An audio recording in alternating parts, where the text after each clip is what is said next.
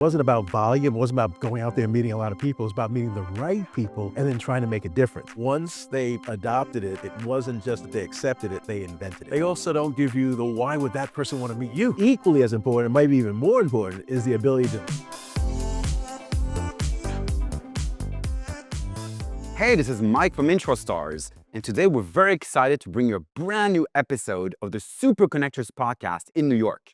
And for today, we've got a very special treat for you. We've got Mike, the ultimate super connector of New York, who've actually launched the entire BNI movement in New York over 30 years, with now 48 chapters in New York. So Mike, so good to have you on the show today. Mike, it's great to be here. So double Mike, Mike and Mike. Mike and Mike. Yeah, Super connectors in New York. So tell us about your journey. How did you become the king of BNI in New York? How did that journey happen to you? And now you're really focusing all your time and effort on bringing people together and encouraging them to become super connectors. That's a great question. Well, I'm in the world of financial service, my primary business, and there you have to meet people.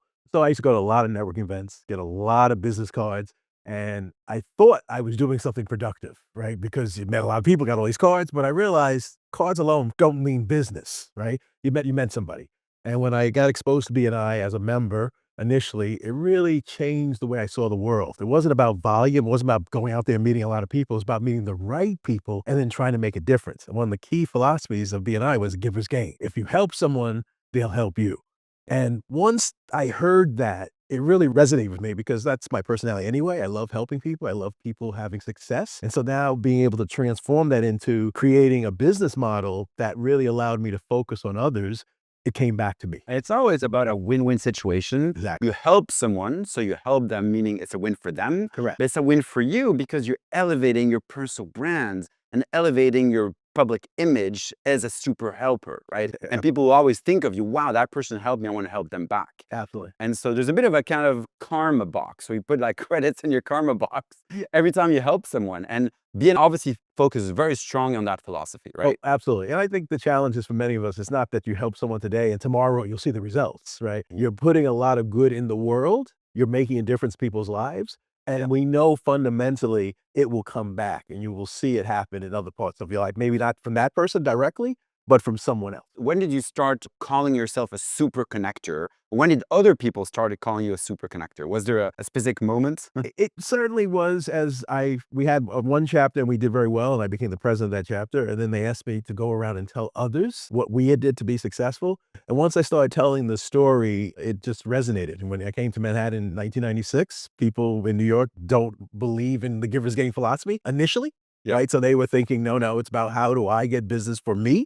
Yeah. And once we conditioned them, no, that's a great way to think. But you know what? If you think beyond yourself, you'll get better results. And as I started to tell that story and people started to see the results, and then they could attribute back to where that message come from. And then at that point, people start to recognize that it made sense. And the philosophy around New York was BNI was a successful model. And actually what I love about New York is once they adopted it, it wasn't just that they accepted it, they invented it. So now we started BNI here, but that's not true. It really it started in Southern California, actually. So obviously, I love the principle of BNI, which is to help others with referrals. And then at some point, you hopefully will get referrals back. I love it. And that's really one of the inspirations I took to build my own startup, IntroStars. However, there is a caveat there. I have heard lots of people who give lots of referrals to others because they're great people, great connectors, but they don't always get something back. Sometimes they get nothing back, and it does happen, right? And so I wanted to make sure that we always have a win-win-win situation where the introducer gets fairly compensated.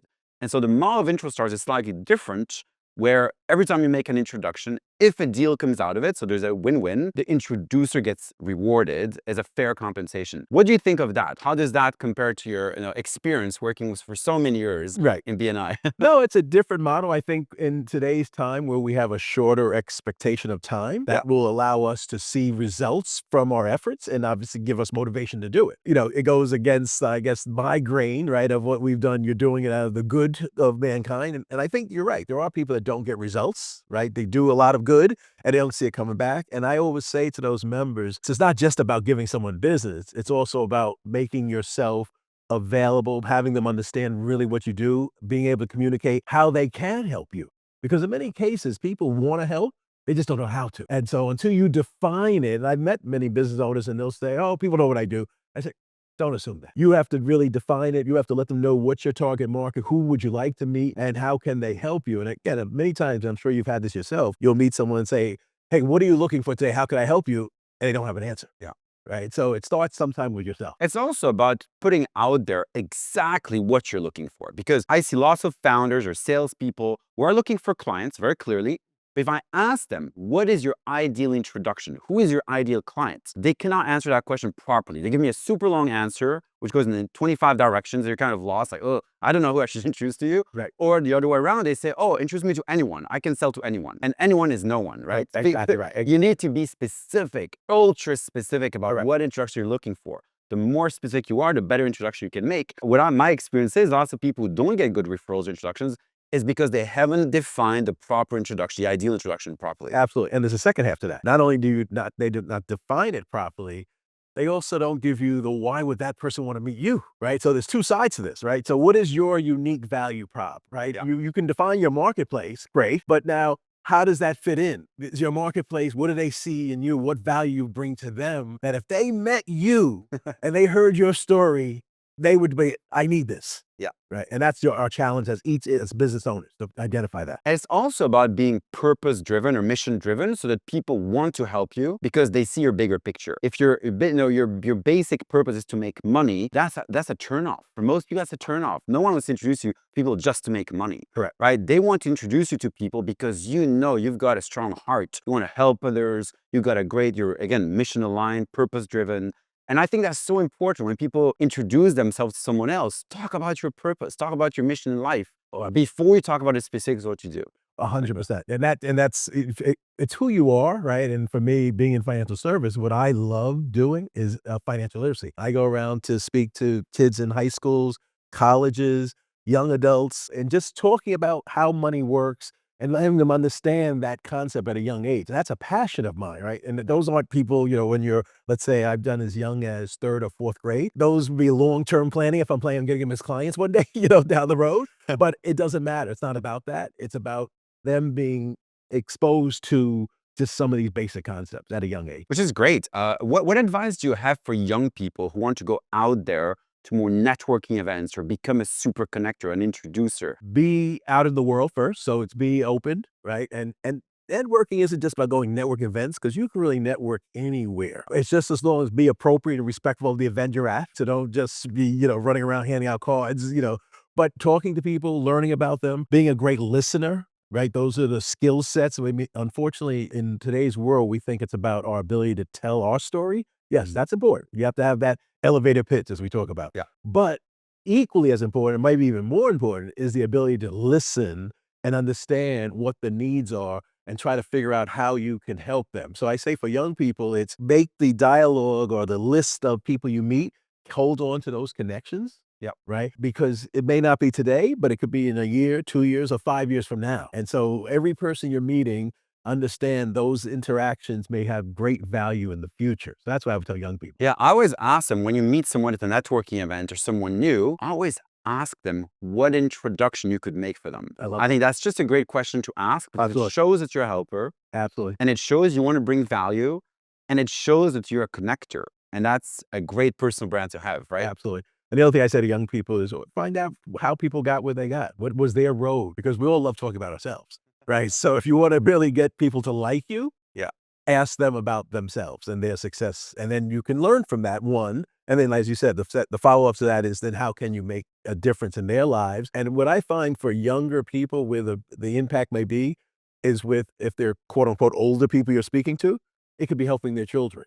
Maybe teaching about an internship or teaching about something you did in your life that may apply to part of their family's life, if not specifically themselves. Yeah, no, that's great advice. And what is your approach today to networking? Do you still go to networking events? Do you just go to BNI meetings? I mean, you're already so connected. Yes, no, I absolutely go to networking events. I'm invited a lot and I do as many as I can because I love meeting people, and I certainly to expose people to the BNI concepts, but just to continue to build those relationships. And so a lot of my time is spent at BNI, but I enjoy people. And so that's why it's really not, I never consider myself working. So what do you think the future holds in a world where AI dominates everything? AI replaces all our jobs.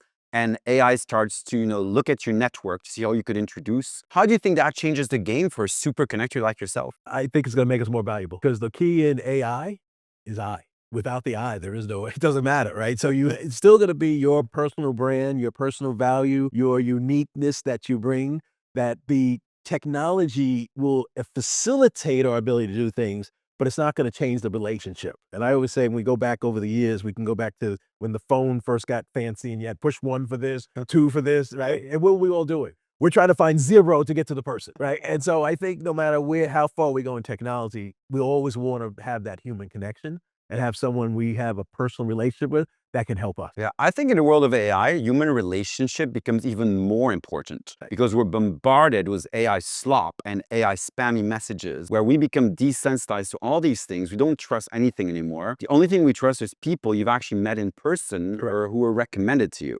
Absolutely. And so I think in the age of AI, human relationships becomes even more important. Absolutely. We see that for all technology, right? Yeah. It changes the way we do business, but it doesn't eliminate the person from the business. Exactly. What are you working on right now? Is there anything you're really keen to share in terms of what you're working on today? And where can people follow you? Yeah, well, certainly what I'm working on personally is really trying to perfect the online meeting for us because we have many more Zoom meetings than we did in the past, right? Yeah. And it's starting to pick up, but again, going back to the personal touch was always easier. Being in a room with somebody is much easier than being on a Zoom call. Yeah. And so I'm looking to really perfect that model because it's not going away. Yeah. And we have to take advantage of it. And the way people can get in touch with me is manhattanbni.com. Certainly is our website in around New York City, and bni.com is global. So if no matter where you are in the world, whether it's on this side of the pond or the other, there'll be a BNI meeting for you. Yeah, and talking about those Zoom meetings, I've been on 20,000 Zoom meetings working for Zoom for nearly 6 years. So obviously, I love Zoom meetings one-to-one, but when you're in a group setting trying to network over a Zoom meeting, you never have that emotional connection like you have in real life. What is the secret to make that work? Have you figured it out? You're still trying to I'm figure still it out. figuring out, but I think part of it is as we're doing it, you have to have great intention. Yes. You have to be even more disciplined, right? Yeah. And if you think about it, the distractions you have are the ones you create for yourself. Yeah. Right? The emails you're doing, the texts you're not paying attention. So it's 100% on screen. Yeah. It's 100% giving all your attention to all the people that are in the room and really trying to make a difference. No different when you walk into a room. Mm. So you walk to a Zoom room, it's who can I impact? What box can I have make a impact on?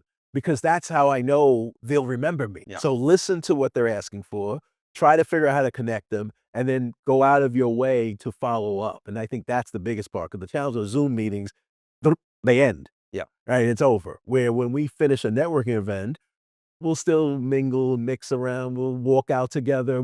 It doesn't end immediately. And so you have to make sure you do great follow up if you're doing it in a Zoom meeting. Perfect. Words of wisdom. Mike, thank you so much. Really enjoyed our conversation today. I can't wait to follow your adventures and hopefully run into lots of networking events in New York and Manhattan. And let's make the world a better place by connecting people and inspiring more people to become super connectors. Thank you. Cool. Appreciate it. Thanks so much, Mike. All right. Bye-bye. Bye.